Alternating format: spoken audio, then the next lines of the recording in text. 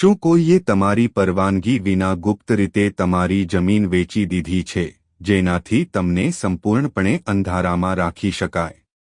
અથવા શું તમારા 7/12ના જમીન રેકોર્ડમાં કોઈ તૃતીય પક્ષે એક સંપૂર્ણપણે અજાણી વ્યક્તિનું નામ અચાનક આવી ગયું છે?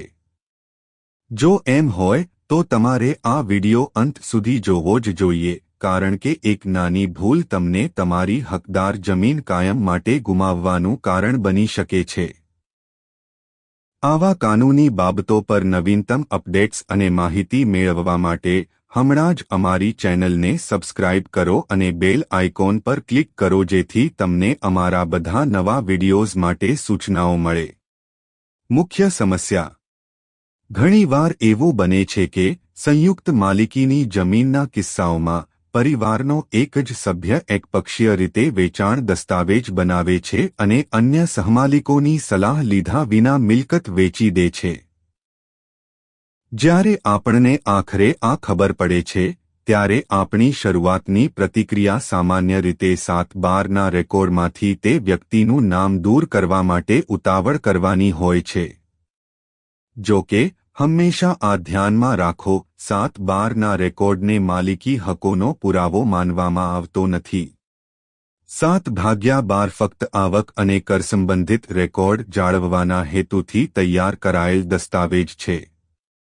કાનૂની પ્રક્રિયા: 2 પ્રાથમિક દાવા.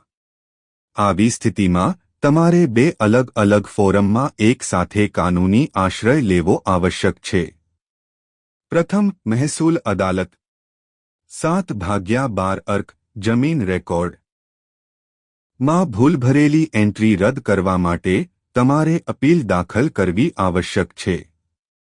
આ દાવો પ્રાંતાધિકારી એટલે કે સબડિવિઝનલ ઓફિસર સમક્ષ દાખલ કરવો આવશ્યક છે, જેમના અધિકારક્ષેત્રમાં તમારો વિસ્તાર આવે છે.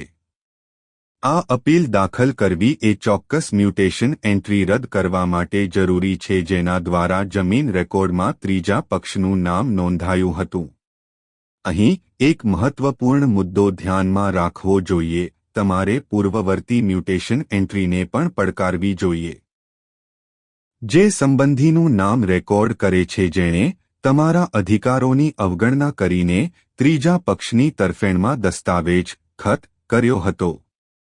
બીજા શબ્દોમાં કહીએ તો, તમારે પ્રાંતાધિકારી સમક્ષ આ બંને મ્યુટેશન એન્ટ્રીઓને પડકારતી એક સાથે અપીલ દાખલ કરવી આવશ્યક છે.